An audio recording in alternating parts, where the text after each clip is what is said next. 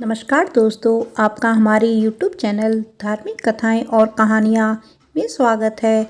आज मैं आपको शनिवार व्रत की संपूर्ण कथा सुनाऊंगी। अगर आपको यह कथा अच्छी लगी तो आप वीडियो को लाइक, सब्सक्राइब और शेयर जरूर कीजिएगा। आइए सुनते हैं शनिवार व्रत की कथा। कई हजारों साल पहले स्वर्ग में 9 ग्रहों के बीच में एक सवाल को लेकर झगड़ा होने लगा। ये सवाल था, आखिर सबसे बड़ा है कौन। सारे ग्रह खुद को बड़ा कह रहे थे। होते होते बात इतनी बड़ी हो गई कि सबके बीच लड़ाई होने लगी। तभी इस बात का फैसला करने के लिए सभी ग्रहों ने इंद्रदेव के पास जाने का फैसला लिया। वहां पहुंचकर सबने एक स्वर में उनसे पूछा, आखिर हम सब में से सबसे बड़ा कौन है। इस सवाल का जवाब इंद्रराज के पास भी नहीं था। इस बात को सुनते ही वो परेशान हो गए। साफ शब्दों में इंद्रदेव ने कह दिया कि आपके इस सवाल का जवाब राजा विक्रमादित्य ही दे सकते हैं। हम सबको तुरंत पृथ्वी लोक चली जाना चाहिए। सबने इंद्रदेव की बात मान ली और सभी एक साथ उज्जैन पहुंच गए। वहां पहुंचकर सारे 9 ग्रहों ने इंद्रदेव से पूछा गया सवाल इस बार राजा विक्रमादित्य से किया। ऐसा सवाल सुनकर राजा भी हैरान हो गए। उनके मन में हुआ कि हर ग्रह की अपनी एक खासियत है। हर कोई किसी धातु का देव कहलाता है और सबकी शक्ति अलग अलग व प्रभावी है। अगर किसी को बड़ा और किसी को छोटा कह दिया तो बड़ी मुश्किल हो सकती है। सोचते सोचते विक्रमादित्य के दिमाग में एक तरकीब आई। उन्होंने सभी ग्रहों का आसन बनवा कर लगा दिया। हर धातु के गुण के हिसाब से आसन लगाए गए थे, जैसे कि सोना, चांदी, कांसा, तांबा, सीसा, रांगा, जस्ता, अभ्रक और लोहा। अब इन आसनों में उनके स्वामी को बैठने के लिए कहा। सब एक एक करके अपने सिंहासन पर बैठ गए। सबके बैठने के बाद राजा विक्रमादित्य बोले कि आप लोगों के सवाल का जवाब तो खुद ही मिल गया है। अब जो सबसे आगे बैठा है वही सबसे बड़े हैं। इस बात को सुनते ही आखिरी सिंहासन पर बैठे शनिदेव को गुस्सा आ गया। गुस्से में शनि ने विक्रमादित्य से कहा, तुमने मुझे सबसे पीछे बैठाकर मेरा अपमान किया है।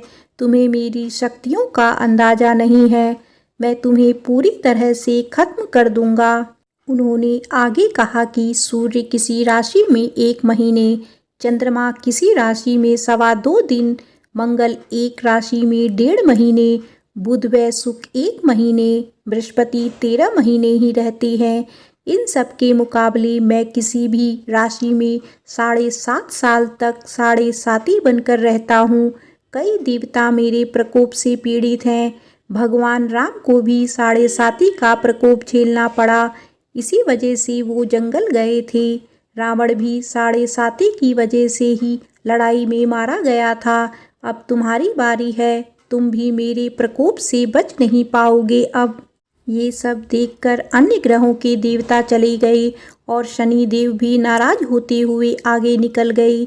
इतना सब होने के बाद विक्रमादित्य परेशान थे, लेकिन वो पहले की तरह ही अपनी जनता के लिए न्याय करते रहे।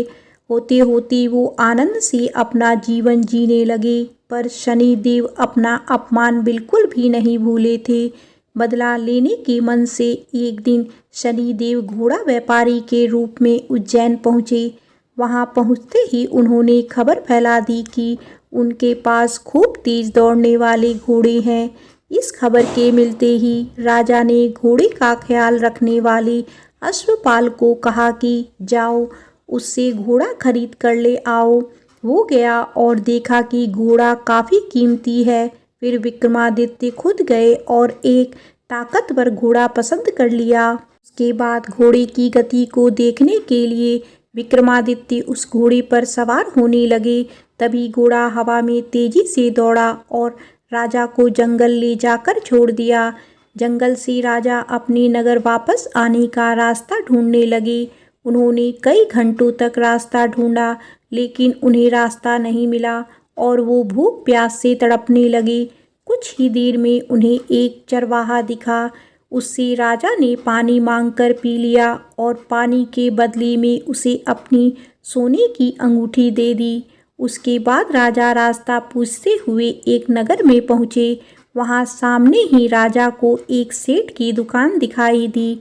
वो कुछ देर के लिए वहाँ बैठकर उस सेठ से बातें करने लगे।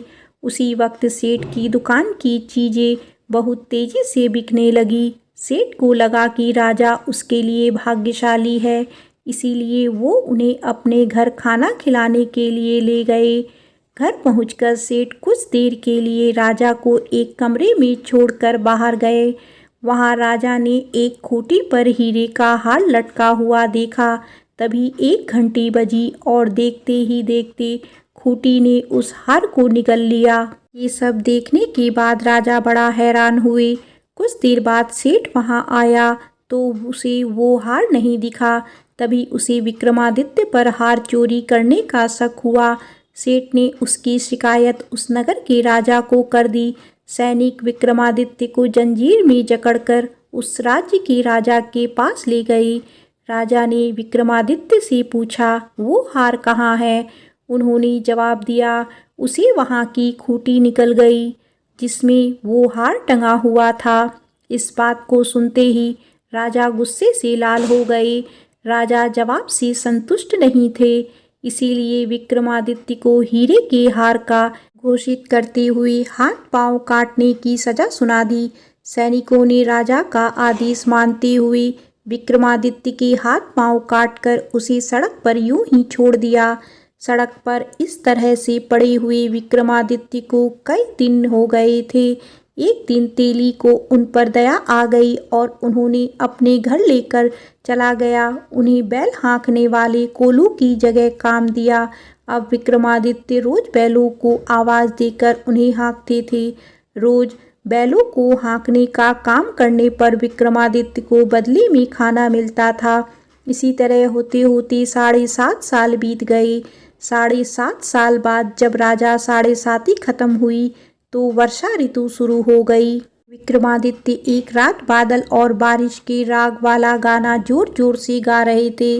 तभी उस नगर की राजकुमारी पास से ही गुजर रही थी। उसने वो गाना सुना और दासी को कहा कि पता लगाओ वो कौन है। दासी ने ठीक वैसा ही किया। वो कुछ देर बाद लौटकर आई और कहा कि वो एक राजा हैं जिसे हीरे का हार चुराने की सजा के रूप में अपंग कर दिया गया है।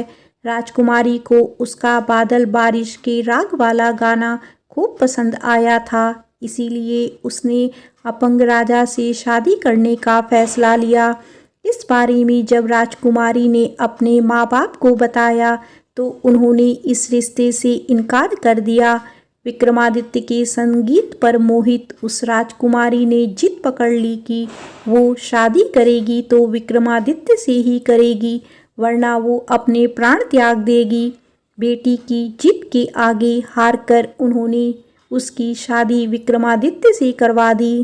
शादी के बाद राजकुमारी भी विक्रमादित्य के साथ तेली के घर चली गई। विवाह की रात को ही विक्रमादित्य के सपने में शनिदेव आई और कहा कि अब तो तुम्हें मेरे प्रकोप का पता चल ही गया होगा। अपने दंड की सजा मैंने तुम्हें इस तरह से दी है।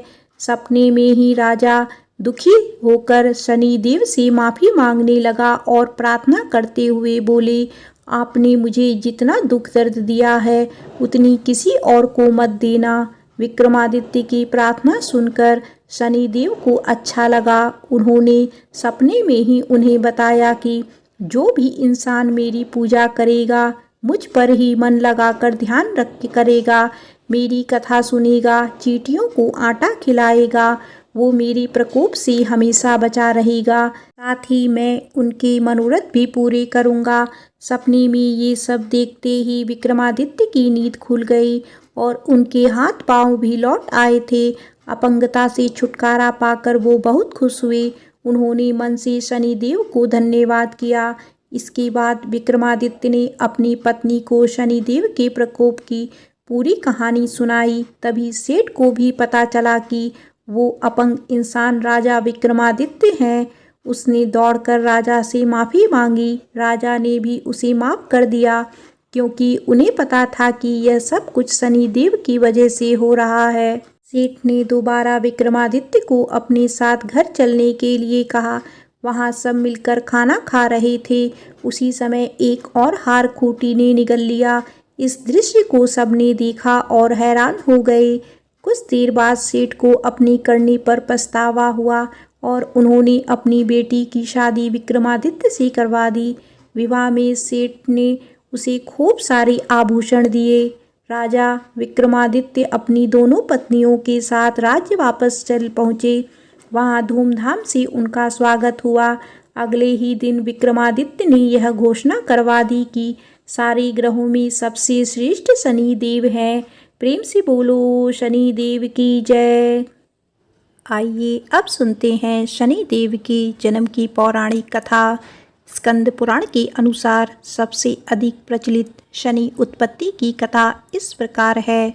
जब सूर्य देवता का विवाह दक्ष कन्या संज्ञा के साथ हुआ तो संज्ञा सूर्य देव का अत्यधिक तेज सहन नहीं कर पाती थी। उन्हें लगता था कि मुझे तपस्या करके अपने तेज को बढ़ाना होगा या तपोबल से सूर्य की अग्नि को कम करना होगा, लेकिन सूर्य के लिए वो पतिव्रता नारी थी। सूर्य के द्वारा संज्ञा के गर्भ से 3 संतानों का जन्म हुआ। वैवस्वत, मनु, यमराज और यमुना। संज्ञा अपने बच्चों से बहुत प्रेम करती थी, मगर सूर्य की तेजस्विता के कारण बहुत परेशान रहती थी।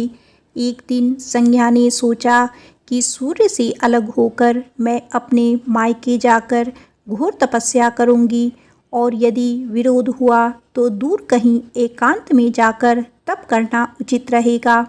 संज्ञा के तपोबल से अपने ही जैसी दिखने वाली छाया को जन्म दिया, जिसका नाम सुवर्णा रखा। संज्ञा ने अपनी छाया सुवर्णा को अपने बच्चों की जिम्मेदारी सौंपते हुए कहा कि आज से मेरे स्थान पर मेरा नारी धर्म तुम निभाओगी और बच्चों की परवरिश भी करोगी। अगर कोई आपत्ति आ जाए तो मुझे बुला लेना, मैं दौड़ी चली आऊँगी। मगर एक बात याद रखना कि तुम छाया हो, संज्ञा नहीं। यह भेद कभी किसी को पता नहीं चलना चाहिए। संज्ञा छाया को अपनी जिम्मेदारी सौंपकर अपने पीहर मायके चली गई। घर पहुंचकर अपने पिताश्री को बताया कि मैं सूर्य का तेज सहन नहीं कर सकती, अतः तप करने के लिए अपने पति से बिना कुछ कहे मायके आई हूँ। यह सुनकर पिता ने संज्ञा को बहुत डांटा और कहा कि बिन बुलाए बेटी यदि मायके में आई तो पिता व पुत्री को दोष लगता है। बेटी, तुम जल्द अपने ससुराल सूर्य के पास लौट जाओ। तब संज्ञा सोचने लगी कि यदि मैं वापस लौटकर ससुराल गई तो छाया को मैंने जो कार्यभार सौंपा है उसका क्या होगा, छाया कहाँ जाएगी। यह सोचकर संज्ञा ने उत्तर कुरुक्षेत्र में भीषण घनघोर जंगल में जाकर शरण ले ली।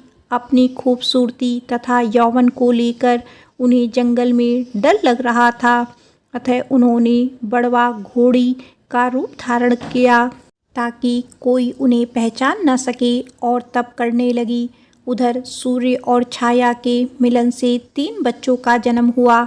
सूर्य और छाया दोनों एक दूसरे से पूर्णतः संतुष्ट थे और सूर्य को छाया पर कभी संदेह नहीं हुआ।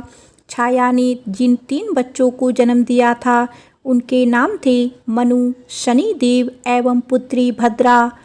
एक अन्य कथा के अनुसार शनिदेव की उत्पत्ति महर्षि कश्यप के अभिभावकत्व में कश्यप यज्ञ से हुई। जब शनिदेव छाया के गर्भ में थे तो शिव भक्तिनी छाया ने शिव जी की इतनी तपस्या की कि उन्हें अपने खाने पीने तक का ख्याल नहीं रहता था।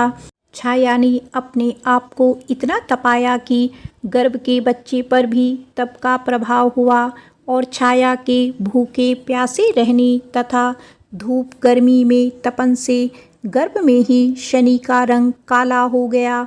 जब शनि का जन्म हुआ तो सूर्यदेव शनि के काले रंग को देखकर हैरान हो गए। उन्हें छाया पर शक हुआ। उन्होंने छाया का अपमान कर डाला। कहा कि यह मेरा पुत्र नहीं हो सकता। शनिदेव के अंदर जन्म से ही माँ की तप शक्ति का बल था।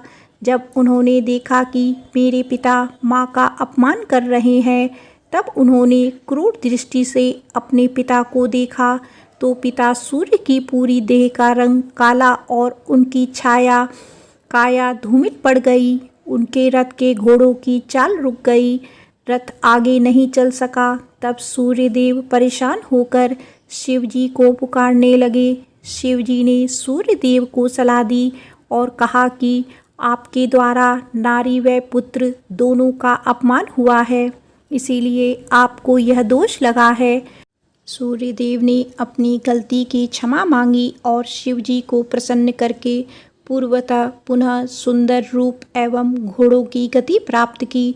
तब से श्री शनिदेव पिता के विद्रोही, शिव जी के भक्त तथा माता के प्रिय हो गए। हमारे जीवन में जन्म से लेकर मृत्यु तक शनिदेव का प्रभुत्व है। जन्म लेते ही जातक के परिवार वालों की अभिलाषा होती है कि हमारी राशि में या जन्म लेने वाले बच्चे की राशि में शनि कैसा है, कौन से ग्रह नक्षत्र में बच्चे का जन्म हुआ है। हमारे शरीर में जो लौह तत्व मौजूद हैं, उस लौह तत्व का स्वामी शनि है। शनि के कमज़ोर होने से, शनि के प्रकोप तथा शनि पीड़ा से वह लौह तत्व शरीर में कम हो जाता है, जिसकी वजह से तमाम शारीरिक व्याधियां व्यक्ति को कमज़ोर बनाती हैं। शरीर में यदि लौह तत्व है तो बल है, इसके बिना शरीर की ऊर्जा समाप्त हो जाती है। जिनका शनि प्रबल है, उन्हें लौह तत्व की कमी कभी नहीं होती। शनिदेव साक्षात रुद्र हैं। उनकी शरीर क्रांतिशील व इंद्र नीलमणि के समान है। शनि भगवान के शीश पर स्वर्ण मुकुट, गले में माला तथा शरीर पर नीले रंग के वस्त्र सुशोभित हैं। शनिदेव गिद्ध पर सवार रहते हैं। हाथों में क्रमशः धनुष, बाण, त्रिशूल और वज्रमुद्रा धारण करते हैं। वे भगवान सूर्य तथा छाया स्वर्णा के पुत्र हैं। वे क्रूर ग्रह माने जाते हैं। इनकी दृष्टि में क्रूरता का मुख्य कारण उनकी पत्नी का श्राप है। ब्रह्म पुराण के अनुसार बाल्यकाल में ही शनिदेव भगवान श्री कृष्ण के अनन्य भक्त थे। वे भगवान श्री कृष्ण के अनुराग में मग्न रहा करते थे। युवावस्था में उनके पिताश्री ने उनका विवाह चित्ररथ की कन्या से करवा दिया। उनकी पत्नी सती साध्वी एवं परम तेजस्विनी थी। एक रात्रि वह ऋतु स्नान कर पुत्र प्राप्ति की इच्छा लिए शनिदेव के पास पहुँची, परंतु शनिदेव तो भगवान श्री कृष्ण के ध्यान में लीन थे। उन्हें बाहर संसार की सुधि ही नहीं थी। उनकी पत्नी प्रतीक्षा करके थक गई। उनका ऋतुकाल निष्फल हो गया, इसीलिए उन्होंने क्रूर होकर शनिदेव को श्राप दे दिया कि आज से तुम जिसे भी देखोगे वह नष्ट हो जाएगा।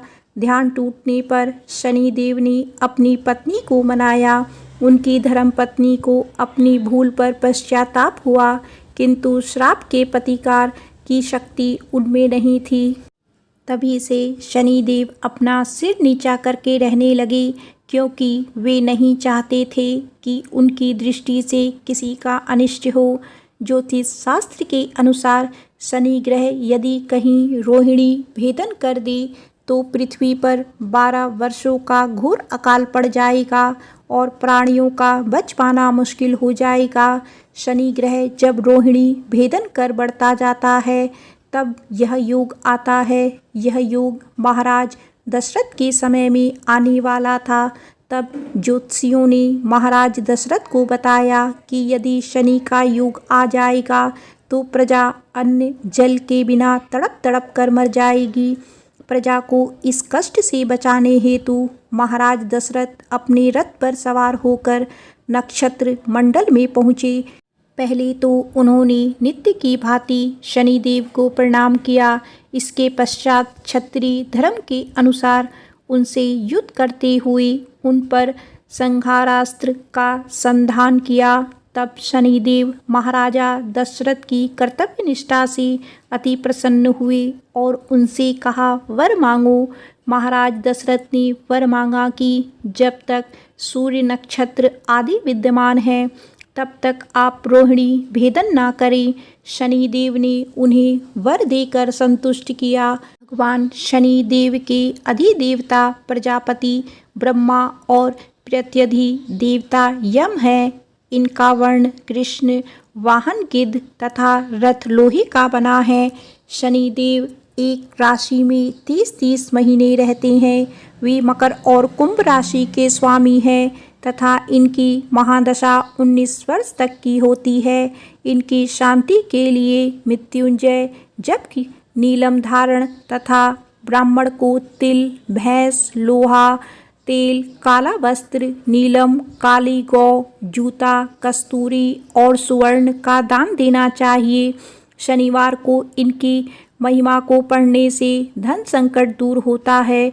सूर्यपुत्र शनिदेव के बारे में कहा जाता है कि उनका गुस्सैल स्वभाव और ग्रह दशा किसी को भी बर्बाद कर सकती है, लेकिन ऐसा हर किसी के साथ नहीं होता है।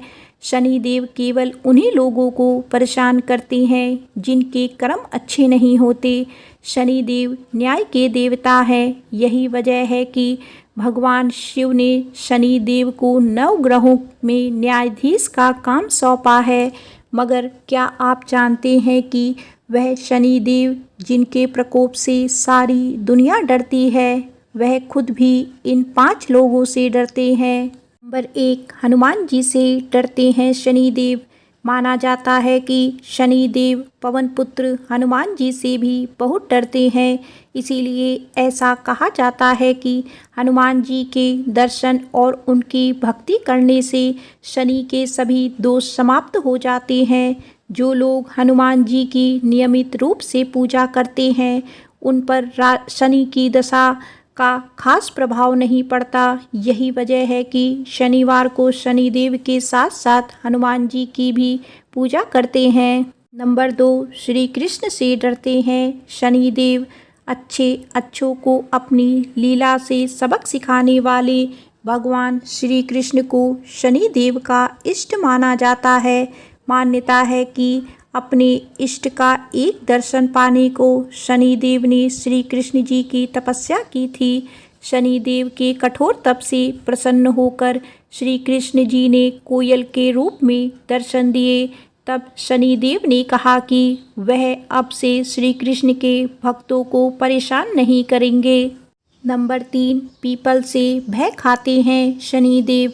पौराणिक मान्यताओं के अनुसार शनिदेव को पीपल से भी डर लगता है। इसीलिए शनिवार को पीपल के पेड़ के नीचे सरसों के तेल का दीपक जलाने से शनिदेव प्रसन्न होते हैं। शास्त्रों में बताया गया है कि जो पिप्पलाद मुनि का नाम जपेगा और पिप्पल की पूजा करेगा उस पर शनि दशा का अधिक प्रभाव नहीं होगा। नंबर 4, अपनी पत्नी से भी डरते हैं शनिदेव। शनि महाराज अपनी पत्नी से भय खाते हैं। इसीलिए ज्योतिष शास्त्र में शनि की दशा में शनि पत्नी का नाम मंत्र जपना भी शनि का एक उपाय माना गया है। इसकी कथा यह है कि एक समय शनि पत्नी ऋतु स्नान करके शनि महाराज के पास आई, लेकिन अपने इष्ट देव श्री कृष्ण के ध्यान में लीन शनि महाराज ने अपनी पत्नी की ओर देखा नहीं। क्रोधित होकर पत्नी ने श्राप दे दिया था कि आज से तुम जिसे भी देखोगे वह नष्ट हो जाएगा। तभी से शनिदेव अपना सिर नीचा कर कर रहने लगे, क्योंकि वे नहीं चाहते थे कि किसी का अनिष्ट हो। नंबर 5, भगवान शिव से भी डरते हैं शनिदेव। पिता सूर्यदेव के कहने पर शनिदेव को बचपन में एक बार सबक सिखाने के लिए शिवजी ने उन पर प्रहार किया था। शनिदेव इससे बेहोश हो गए तो पिता के विनती करने पर शिवजी ने वापस उन्हें ठीक किया। तब से मान्यता है कि शनिदेव शिवजी को अपना गुरु मानकर उनसे डरने लगे हैं। आइए अब जानते हैं शनिदेव की पूजा में तिल का क्या महत्व है। पौराणिक कथाओं में बताया गया है कि शनि महाराज भगवान सूर्य और उनकी दूसरी पत्नी छाया के पुत्र हैं। बताया जाता है कि एक बार गुस्से में सूर्य देव ने अपने ही पुत्र शनि को श्राप देकर उनके घर को जला दिया था। इसके बाद सूर्य को मनाने के लिए शनि ने काले तिल से अपने पिता सूर्य की पूजा की तो वह प्रसन्न हुए। इस घटना के बाद से तिल से शनिदेव और उनके पिता की पूजा होने लगी। ऐसे मिला था शनिदेव को 9 ग्रहों के स्वामी का वरदान। कहा जाता है कि एक बार भगवान सूर्यदेव अपनी पत्नी छाया से मिलने आए। सूर्यदेव के तप और तेज के कारण शनिदेव महाराज ने अपनी आंखें बंद कर ली और वह उन्हें देख नहीं पाए। भगवान शनि के काले वर्ण को देखकर सूर्यदेव की पत्नी छाया पर संदेह व्यक्त किया और कहा कि यह मेरा पुत्र नहीं हो सकता।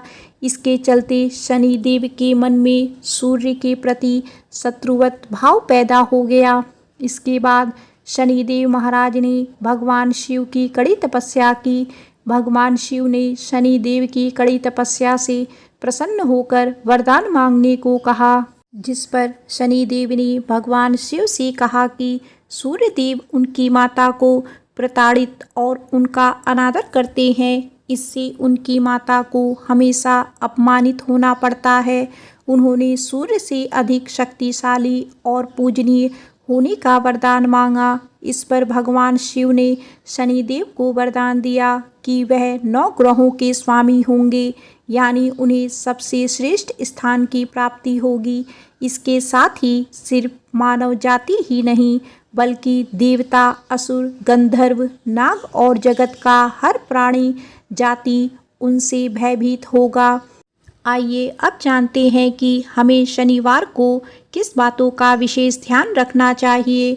भगवान शनि के कोप से बचने के लिए सूर्य उदय से पहले उठकर व्रत रखने का संकल्प लें। शनिवार के दिन उनकी प्रतिमा पर काले तिल और तेल चढ़ाएं। शनिवार के दिन लोहा या लोहे से बनी चीज़ों को खरीदने से बचें। इस दिन सरसों का तेल भी नहीं खरीदा जाता है। गरीबों और बेसहारा लोगों की मदद करें। इससे शनिदेव प्रसन्न होते हैं और उनकी कृपा दृष्टि बनी रहती है। एक बार प्रेम से बोलिए शनिदेव महाराज की जय।